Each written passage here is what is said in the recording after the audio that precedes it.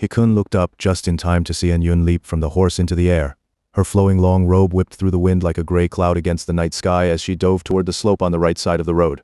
While still airborne, Yun had already pinpointed the muzzle flashes. 5 streaks of flame flickered in the woods on the right. 5 assassins clearly positioned in a horizontal line, ambushing from the high ground above the road.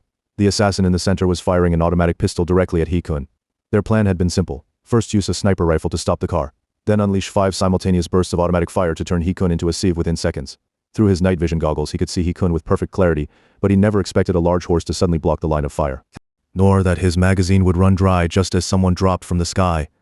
And Yun landed precisely beside the assassin. As her body rolled down the slope, her hands had already locked onto his wrist and weapon. A heavy, sticky force yanked the assassin downward, throwing him off balance and into the dark underbrush. With her left hand gripping his right wrist, Yun used the momentum of their fall to hoist him over her shoulder. Executing a flawless shoulder throw, she simultaneously wrenched the gun from his grip. The moment he hit the ground, she smashed the butt of the pistol into his nose. He let out a muffled groan and instantly lost consciousness. The other 4 assassins watched the entire sequence unfold clearly through their night vision goggles. But like their fallen comrade, they had just emptied their magazines. For that split second of stunned hesitation, none of them moved. Then, almost in unison, they reached for fresh magazines at their waists. Yun knew Hikun couldn't have gotten far with Transition in tow. She wasn't in a rush to catch up. If she left these 4 alive to pursue from behind, their survival odds would still be 0. As she listened to the sound of their reloading, she quickly searched the unconscious assassin for spare ammunition. Gunfire erupted again, both sides shooting while moving. Close quarters combat in dense forest was no different from hand-to-hand fighting, the only distinction being that missed bullets flew far into the distance. From the moment she chose her landing spot, Yun had accounted for this. By dropping directly into the crossfire zone of the remaining 4 assassins, she appeared dangerously exposed, but in truth, it was the safest position. Now weaving rapidly in a zigzag pattern between thick tree trunks, she charged straight toward the assassin positioned highest on the slope. Gunshots rang out both ahead and behind her, but she knew that as long as she dodged laterally fast enough and the foliage remained dense, the front shooter couldn't hit her, and the ones behind posed no threat at all.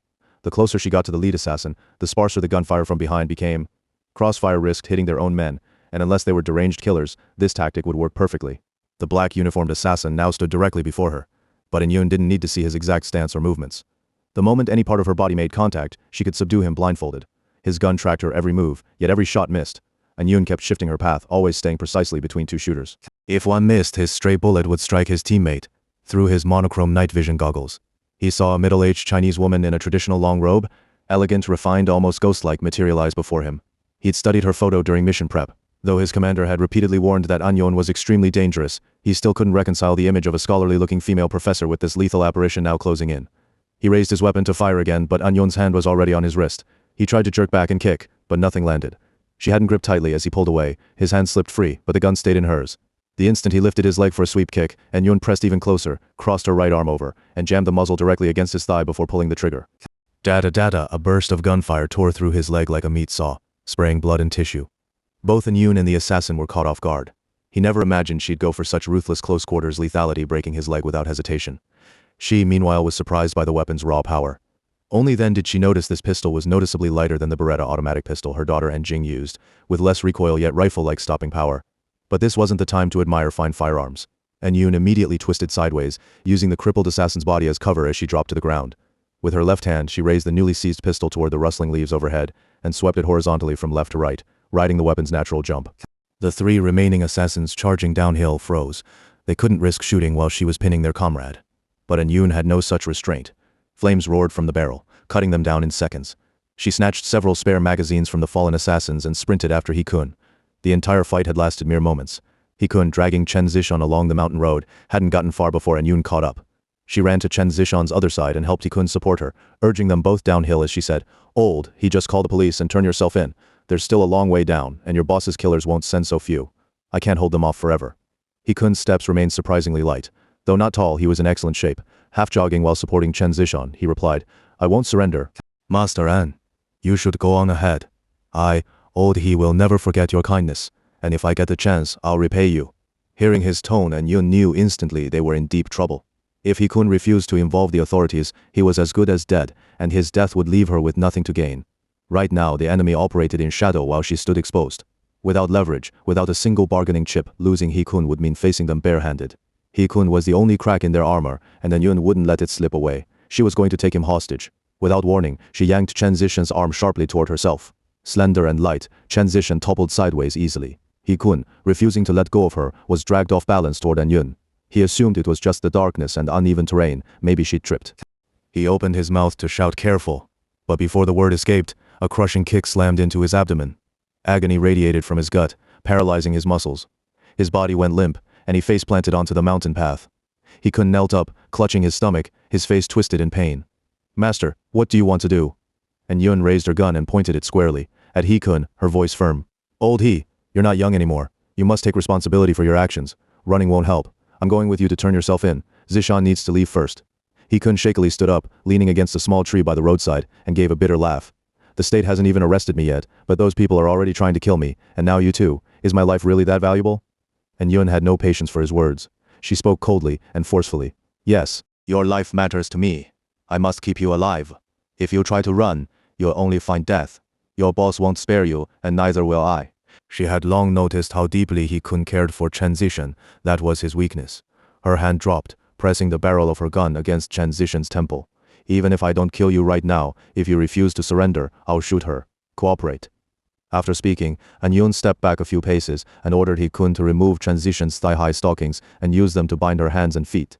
He then placed her behind a large rock by the road and covered her with his own leather coat. An-yun turned to Chen Zishan and said, "I won't gag you. When daylight comes, someone will pass by. You can call for help yourself. But don't shout now. If the assassins behind us find you, you're dead." And old He, if you want everyone to survive, don't obsess over Zishan's safety. The more someone means to you, the more they become a bargaining chip for your enemies.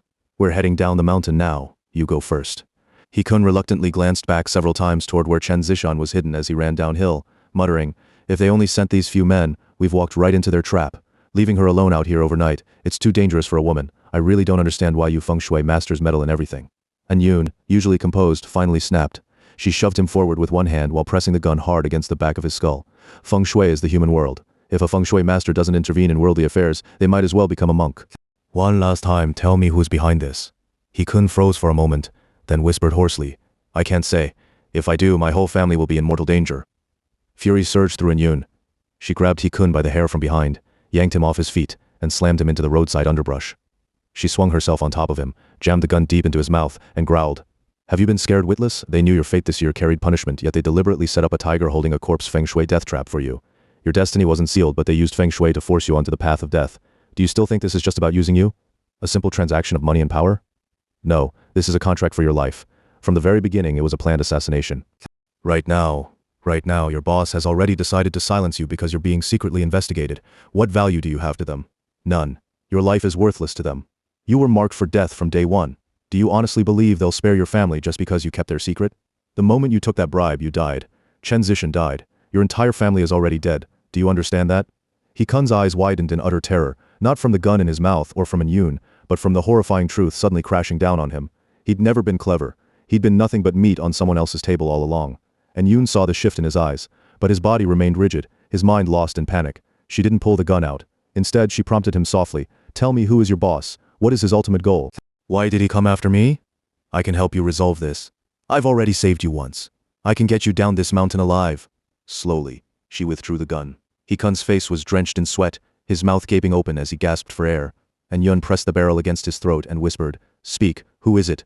He-kun caught his breath, trembling as he uttered, "They're an American financial group. Their code name is CAT." The instant the words left his lips, An-yun felt a jolt in her hand. The pressure of the gun against He-kun's throat suddenly gave way. Hot, sticky blood splattered across her face and hair. His head tore cleanly from his neck and tumbled down the slope. She was left straddling a headless corpse that gushed blood in violent spurts. A high-caliber sniper round had severed his neck mid-sentence. The assassination completed just before the truth could fully escape. At the same moment, a sharp sting pierced An-yun's back. Without hesitation, she rolled backward and slid into the downhill grass. There was no reason to stay on the mountain any longer. She had to descend and avoid the road entirely. Her foot plunged into the valley below. Towering trees blocked the faint light of dawn, plunging everything into darkness. She couldn't see anything, yet she kept charging downward, guided only by the slope. She heard footsteps chasing her from behind. She didn't look back. She knew they weren't there to kill her. If they were, she and He-kun would both be dead already. Every step she took was another chance to survive. The ground beneath her grew darker, but strangely, the darkness itself revealed a path. It transformed into a black spiral staircase descending into an abyss with no light at its center. Her steps grew lighter, faster, impossible to control, as if pulled irresistibly down the stairs. She wanted nothing more than to keep running. A descending spiral staircase? She realized this couldn't be real. This was Kuaiwei Ridge. There was no bottomless pit, no staircase. it was an illusion. Yet she dared not stop. She remembered the unseen pursuers behind her. Halting here might leave her standing like a fool on the hillside, defenseless. She glanced down at her hand. Where was her gun? In its place was a bouquet of violets. The first flowers her husband had ever given her. Light began to shimmer from the depths of the abyss. She knew exactly what it was. To descend further meant entering the illusion sea, and beyond that, the genetic memory buried beneath. Again with this nonsense? She kicked up the hem of her long robe, caught it deftly with her left hand, and tucked it neatly into her waistband. She stuck the violets into her belt, formed a Taoist hand seal with both hands, and chanted the thunder spell. Planting her feet firmly in horse stance, she thrust her palms outward in 4 directions, east, south, west, north. Thunder roared in rapid succession. Saplings around her snapped in half. Tall trees shuddered, shedding leaves in torrents. A crimson aura exploded outward from her body. The illusory scene shattered. Reality returned, the dark sky, jagged cliffs, swaying shadows of trees, broken branches smoldering with sparks, as if the hillside had just been blasted by cannon fire. Her mind was crystal clear. Without a moment's delay, she drew her pistol and swept the barrel upward along the steep slope. Her eyes tracking every movement. 5 more figures came rushing down the slope as if riding surfboards. Yun had just finished dealing with the previous 5-member squad, and she was confident she could break through this one too. This time the attackers didn't shoot from a distance. Instead, they charged toward her at high speed, clearly aiming to capture her alive. Trained in martial arts since childhood, Yun excelled in close-quarters combat. She deliberately used her foot to break her descent, waiting until they got closer before striking. The first 3 attackers fanned out to surround her. The one in the center raised his gun and fired when he was 5 meters away. Yun immediately leapt backward. What shot out of the gun wasn't a bullet. It was a large white net, rapidly unfurling toward the spot where she just stood.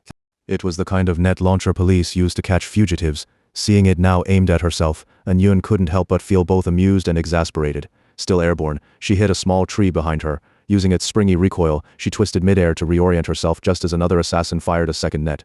With a soft puff, it wrapped around the tree instead. Seeing this, Yun sped up her escape. A third net nearly caught her from behind, barely missing her clothes. After the third net had been fired, she spun around and returned fire. Near the cliff where He-kun's BMW had crashed, a dense patch of pitch-black forest concealed 3 unremarkable medium-sized metal trucks parked on higher ground. Each truck's roof had deployed a small satellite dish. On the ground, over a dozen black-clad operatives moved swiftly, carrying wounded comrades and corpses, the very same assassins Yun had downed in an instant earlier. Inside one of the trucks sat an impeccably dressed Asian man in a tailored suit, middle-aged, with a neatly cropped buzz cut. His lean yet muscular frame radiated disciplined strength. He deliberately left stubble along his jawline, giving himself a rugged, masculine air. A black-clad woman entered the cabin, carrying a large-caliber sniper rifle. She placed it back into its rack. Her face was delicate like a porcelain doll's, none other than the young woman who had jumped from the 12th floor of the hotel and been intercepted by Yun. The front and side walls of the truck were lined with dozens of 14-inch monitors and an array of instruments. Every screen displayed the live feed from the eyes of the assassins chasing Yun. Dozens of angles showed her figure, each one capturing her movements with the grace of a soaring phoenix or a dancing dragon. The woman with straight bangs and chin-length hair spoke to the man in Japanese. "Sir, He-kun's death has been confirmed. The assassination is complete. I saw it all. Excellent work. Now begins the difficult task of capturing the big rat. She's 165 centimeters tall, weighs 46 kilograms. I never imagined someone so slight could break through 2 waves of assault teams. The Yin family's Feng Shui masters are truly terrifying. You'd never guess it just by looking at her. Snow, you know the Yin family's history well. They are the warrior guardians of the Dragon Codex. If they weren't this powerful, we wouldn't have gone to such lengths to capture Yun." The speaker was none other than Nagayoshi Rentaro, Japan's chief Feng Shui master. This direct confrontation with Yun was something he'd long anticipated. He turned his gaze to 2 large screens deep inside the truck, footage he'd watched countless times extracted directly from Yun's brainwaves. One showed a Chinese treasure cave from 60 years ago, the other, a dark spiral staircase. Nagayoshi Rentaro said calmly, "It's truly admirable. There's no trace of malice in Yun's mind. Even when we designed that subconscious descent into hell for her, there was still light at the bottom." He crossed his legs, leaning back in his swivel chair, resting his chin on 3 fingers as he stared thoughtfully at one screen. It showed Yun racing down the mountainside, a half-foot wide. Black gleaming disc-shaped drone hummed softly as it sped toward the space above her head, matching her pace precisely. For only a few seconds they moved in sync. Then Yun gathered the front hem of her long robe, clasped her hands together in a seal, and let out a sharp shout. Suddenly a deep crimson aura erupted from her body, accompanied by a thunderous roar like a dragon's cry. The image on the screen distorted violently, then turned to static snow. Nagato tapped a few keys, rewinding the footage to the moment Yun formed the hand seal. "Snow, look. Taoist magic from Chinese Taoism really exists. That's how she broke free from brainwave control back at the hotel. And in New York, on 42nd Street, when Rain tried to invade Ang Liang's memories, they used the exact same method to escape." Snow sat in her own swivel chair, back turned to Nagato, completely focused on another live feed. She glanced at the spot he indicated and said, "She couldn't actually see the drone yet. She still brought it down. Look there." she pointed to a side screen frozen on the frame of Yun, releasing her inner energy. The red aura surrounding her instantly incinerated every leaf and twig within range to ash, and the little flying disc exploded into fragments. This is human potential unlocked through Taoist magic, Snow murmured. How can humans do this? There's far too much we don't understand. That's why we must bring Yun back. Remote brainwave control alone can't penetrate her consciousness. Nagato glanced back at the chase footage on screen, and Yun darted through the trees like a fluttering butterfly, while her pursuers kept firing nets after her, white blossoms blooming and wilting in the darkness. He spoke slowly. Snow, they won't catch her this way. She'll reach the houses at the mountain's base soon. We need to resolve this quickly. Go try yourself. Yes. Wait. You can control multiple brainwave drones. Take several more, boost the transmission power, and knock her out. Bring her back. Yes. Snow stepped out from the rear of the truck, strapping on a streamlined box-shaped personal flight unit. Igniting its thrusters, she shot upward like a crow, diving into the forest, then skimmed low beneath the treetops, heading straight down the slope. 7 disc-shaped brainwave-controlled drones whirled around her body, and Yun's battle raged on. She was already feeling the strain of exhaustion. The path downhill had been blocked by assassins, forcing her to flee laterally across Kuiwei Ridge. She'd never used such a powerful handgun before. Until she was certain a shot wouldn't be fatal, she refused to fire recklessly at her enemies. But they clung to her like hornets. Breaking through their encirclement without firing a single shot was impossible. She'd already learned the net gun's patterns. If she didn't deal with these sticky webs soon, she'd be captured as her stamina drained away. She sprinted ahead to gain a bit of distance, then made an unnecessary detour through the trees, yanking down a small sapling as she passed. The closest pursuer, noticing the gap had closed again to 5 meters, immediately raised his weapon and fired the net. The white net shot out again, but this time Yun didn't dodge. The assassin rejoiced only to realize instantly he'd been wrong. A thick branch snapped from Yun's hand and intercepted the net midair. At the same moment, she dropped into a crouch and fired a shot at the charging attacker.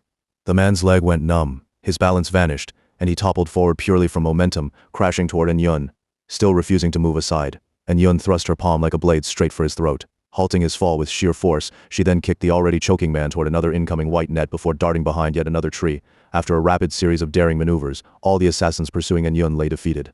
Her stamina, however, was utterly drained. Gasping for breath, she searched the unconscious bodies for anything useful, but found none carried lethal weapons. It seemed their employer cared deeply about keeping her alive. From the direction of the road came the sound of an approaching vehicle climbing the mountain, using plum blossom numerology. Yun cast a quick divination and deduced it was Sheng Weiguo arriving with security personnel from Southern New Energy Group. She picked up a net gun, fired a signal flare, then pulled out her phone and dialed Malaysia to Liang and Jing. Liang's line was unreachable, but Jing answered. She said she hadn't been able to contact Liang either and could only follow his original plan. Head to Kuba town and find a way to regroup. Yun warned her daughter that no matter what happened, she must leave traces by any means possible. Once Liang's death date passed, she would join them in Malaysia. Yun then removed the night vision goggles and communicator from one of the fallen assassins and put them on herself. Static crackled in her ears. After adjusting the dial slightly, clear voices emerged. Leaning against a tree, she stood up and called out in both English and Japanese. Mr. Nagayoshi? Is that Mr. Nagayoshi?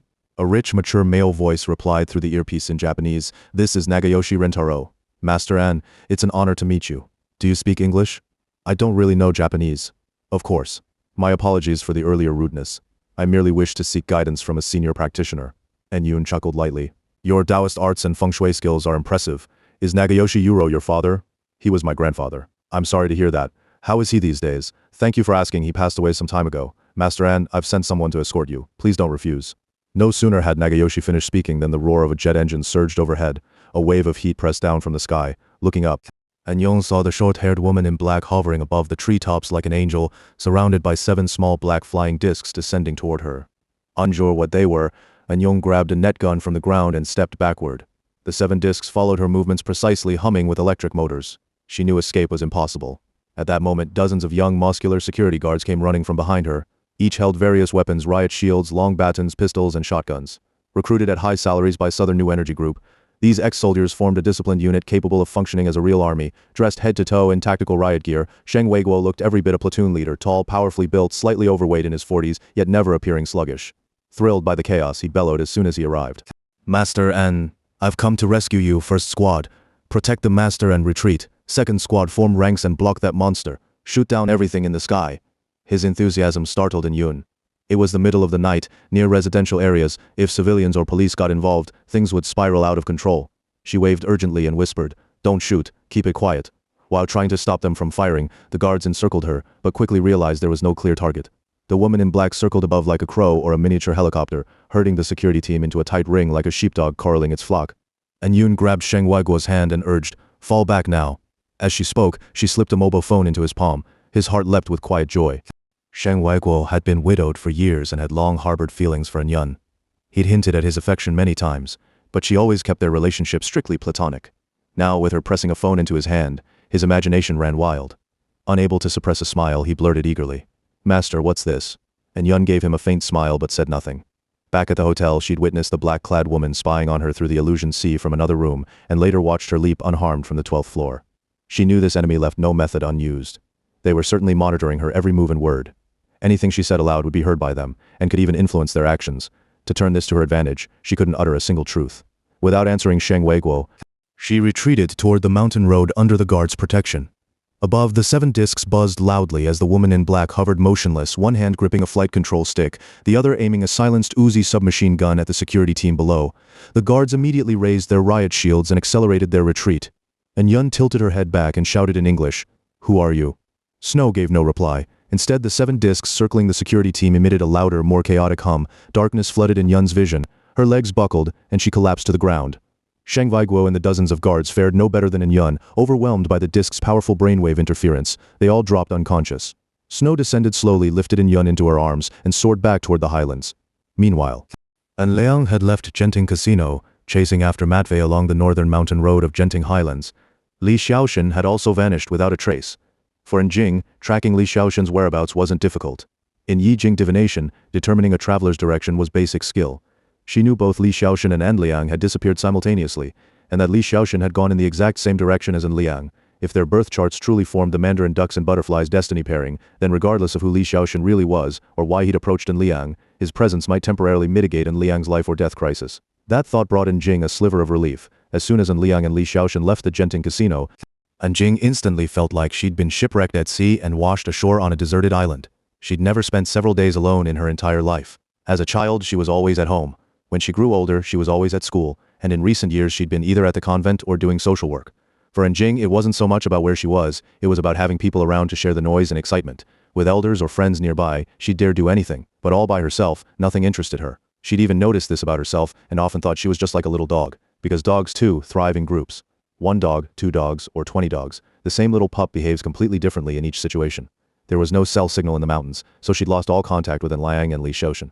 After wasting an entire day in her room, she started dialing every number saved in her phone. First, she called her mother and Yun grew so exasperated that she had to coax An Jing into hanging up several times. Then she phoned the convent and her American friends and classmates. But daytime in Malaysia was the middle of the night in the US, and everyone was asleep, unwilling to talk for long. Thankfully, the 2 Beretta automatic pistols finally arrived, and Jing greeted them like old friends, eagerly dumping the gun parts onto her bed, quickly assembling them, and tucking one under each arm before slipping back into her pristine nun's habit. She truly loved wearing the habit. It let her hide the guns, allowing her to carry them with her every day, dressed in her white nun's robe trimmed with green, and Jing lounged sideways on the hotel's large sofa. Because of her petite frame, she only took up 2/3 of the space, leaving the remaining third perfectly sized for her little dog, Coco, to crouch beside her. She twirled a pistol idly in her left hand while her right scrolled listlessly through her phone, searching for numbers she hadn't yet called. Daniel was a fun troublemaker. Talking to him could stretch for hours, but no matter how many times she tried, his line stayed dead. He must have gone clubbing again after getting some cash. Men, after all, turn bad when they have money, and Daniel, fresh out of prison, would only get worse. And Jing then dialed Lu Zhongtang. "God help us," she drawled in a voice dripping with hopelessness. The call was answered almost immediately by a deep, masculine voice, low but brimming with excitement. "Sister Jing." I was just about to call you." And Jing couldn't muster any enthusiasm. She groaned slowly. "Brother Lu, how's everything in the US?" "I'm in Singapore." "What?" And Jing sat bolt upright. "How did you leave the country during your parole?" Heh, where are you guys? You tell me first, how did you even get past airport customs? There's no way they'd let you leave the US. Now that she'd finally found someone to talk to, words spilled from her mouth nonstop. "It's complicated. Right after you left, I flew straight to the Mexican border, snuck into Mexico, then caught a flight from there to Singapore. The company's got brothers here. I've already found a place to stay. Where are you?" Red Dust Note. The Hongmen is a traditional Chinese organization, now primarily composed of overseas Chinese, historically. Its members often refer to themselves as the company.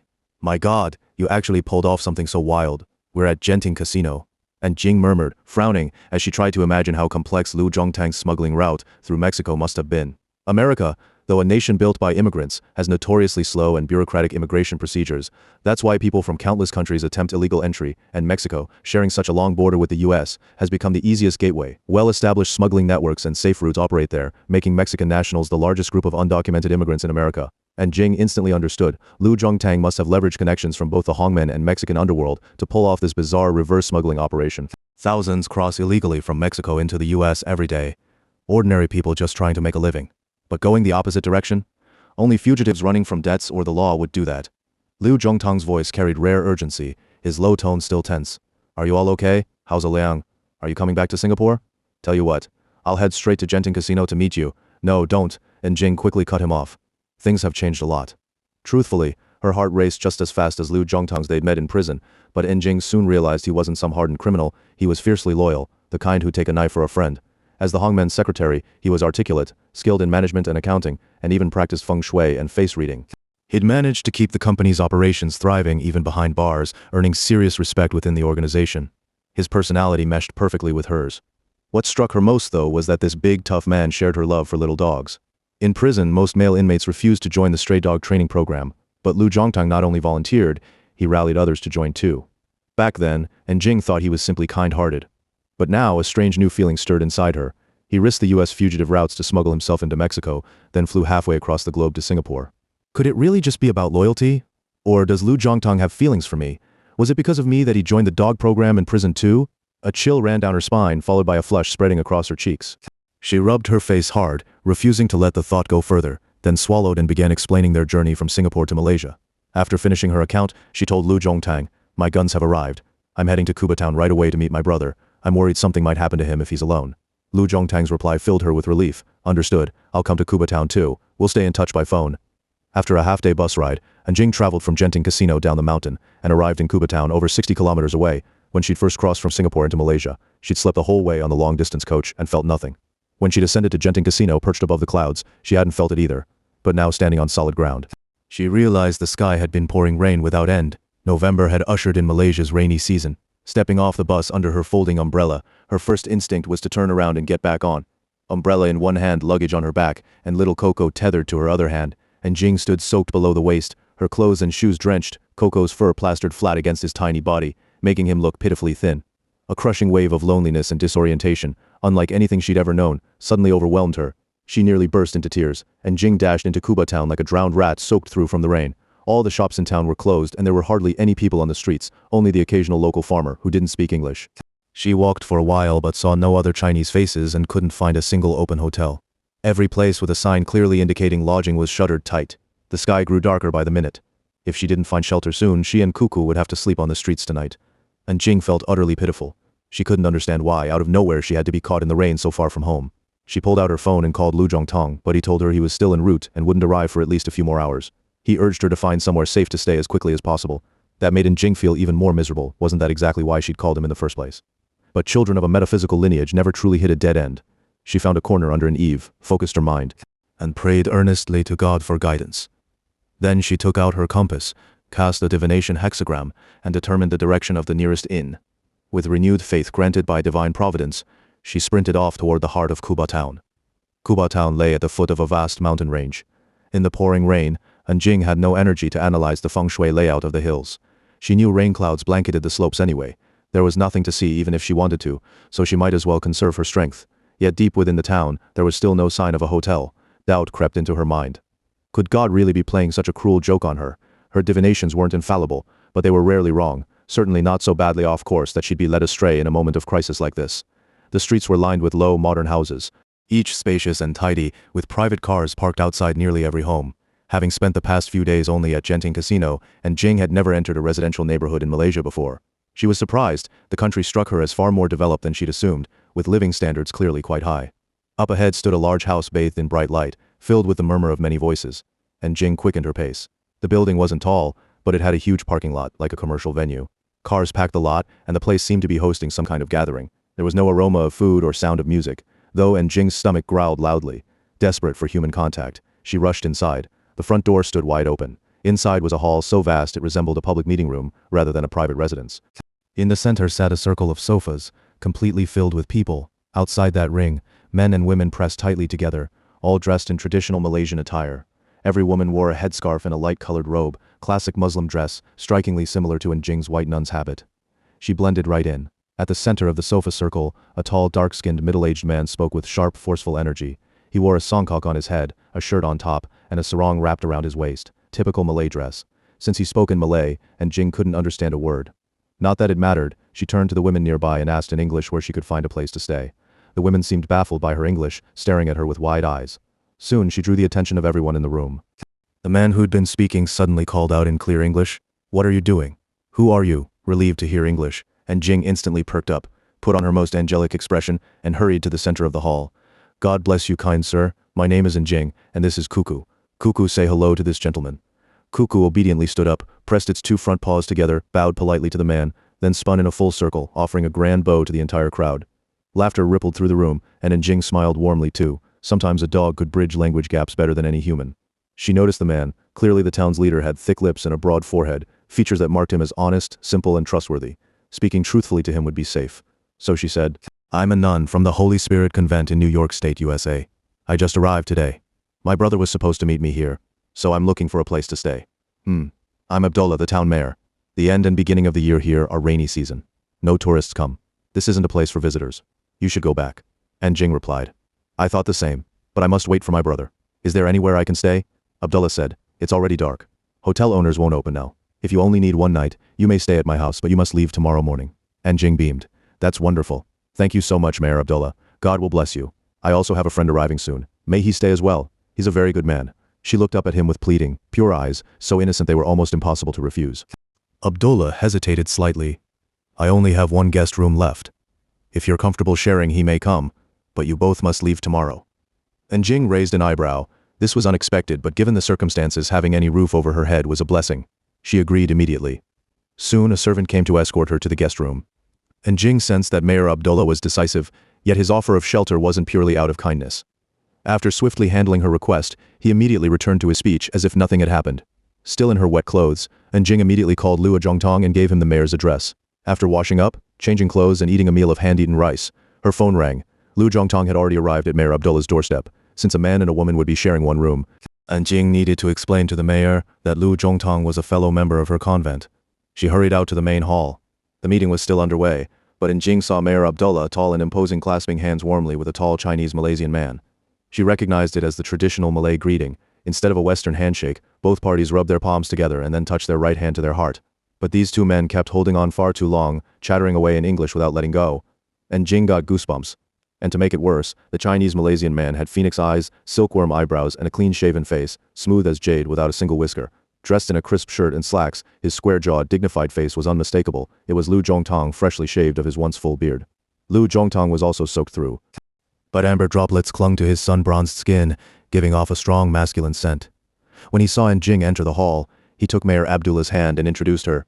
"This is Sister Jing. She in the Holy Spirit Convent. She belongs to train stray dogs to help rehabilitate prisoners back into society. They do truly sacred work." Abdullah gave a hearty chuckle and bowed slightly to Jing, his demeanor now completely different from before. "Did you shave your beard in Singapore too?" And Jing couldn't think of anything else to say. Her mind kept circling back to that magnificent Zhang Fei-style beard of his. Liu Zhongtang laughed warmly. "It really got in the way over there. The local brother suggested I get rid of it. Sister Jing, it's so good to see you. Hey, where's Cuckoo?" "Cuckoo just finished eating biryani mixed with dog food and is resting in the room." Do you two know each other already?" A strange little smile flickered across Jing's face. Abdullah stood as tall and broad-shouldered as Liu Zhongtang. Side by side, they looked like brothers from different ethnic backgrounds.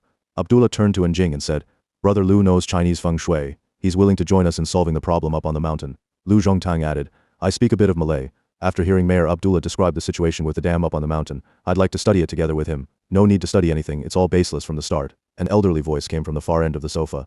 Everyone turned to see a Malay man in his 60s speaking.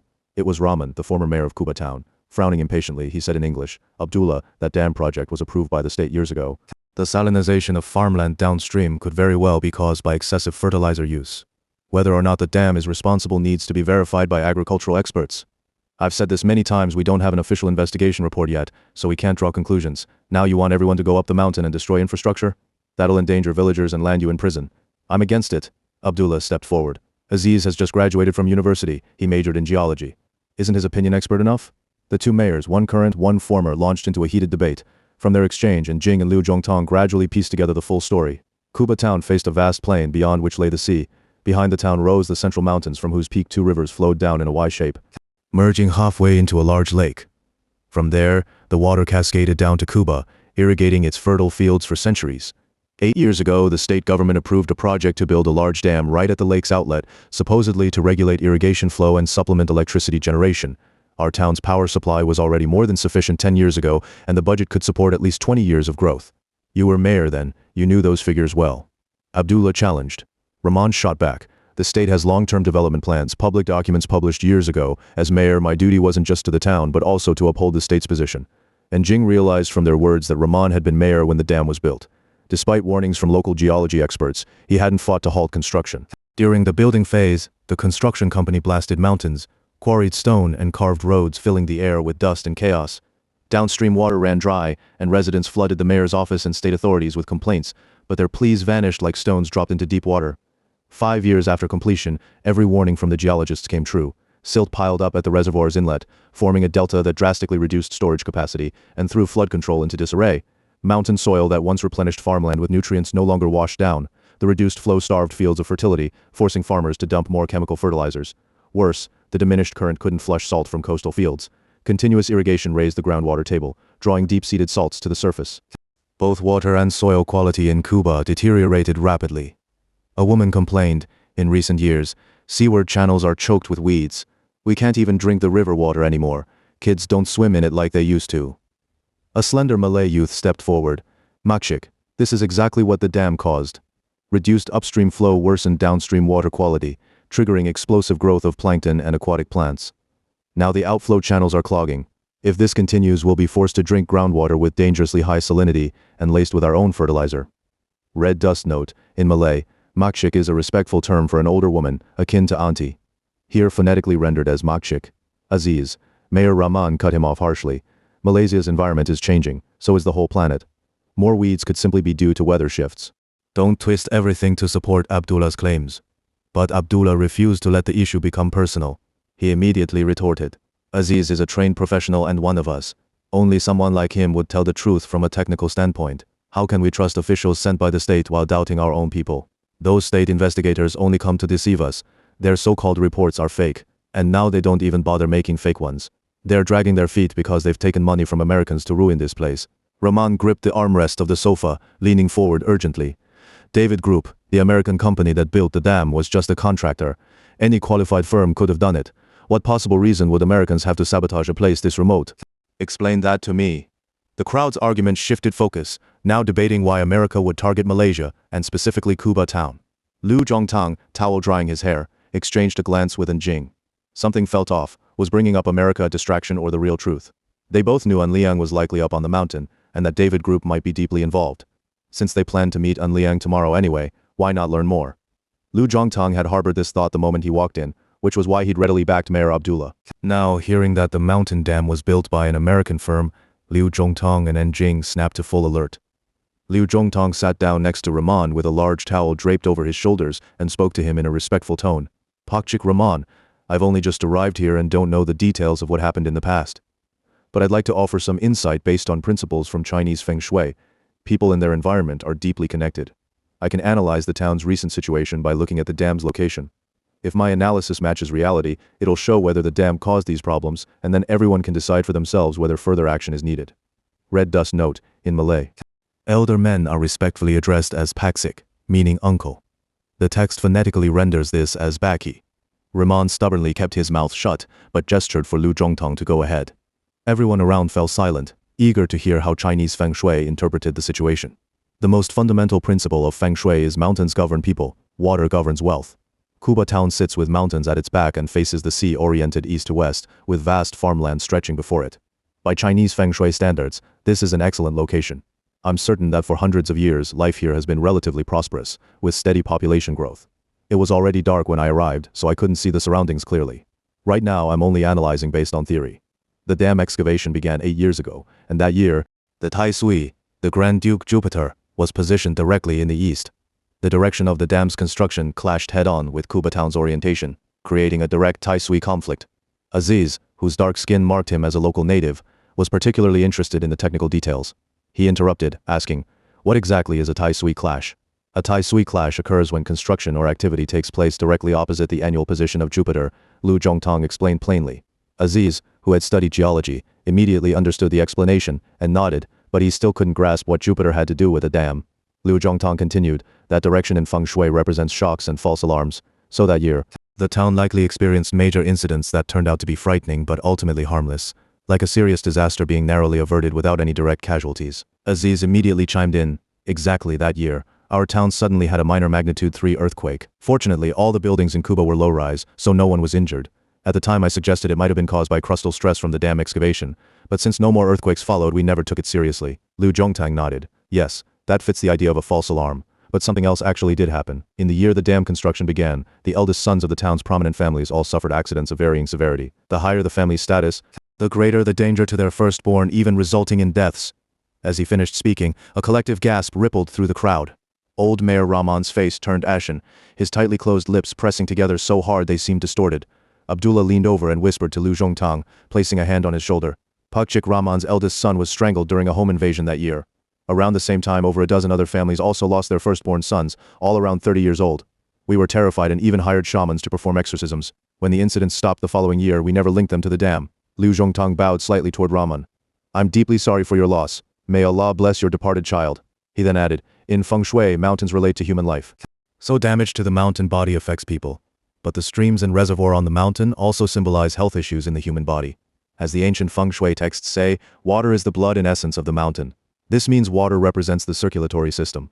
Originally, the mountain had natural streams and lakes, a healthy ecosystem that supported long, robust lives for Kuba's residents. But in recent years, the dam's diversion of water flow has led to a rise in serious illnesses, mostly hypertension, blood clots, and strokes." Abdullah clapped his hands in agreement. "That's right.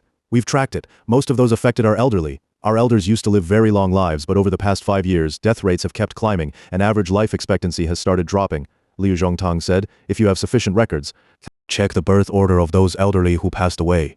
I'd wager that over 80% of those who died before age 60 were firstborn sons." His words sparked immediate murmurs among the villagers.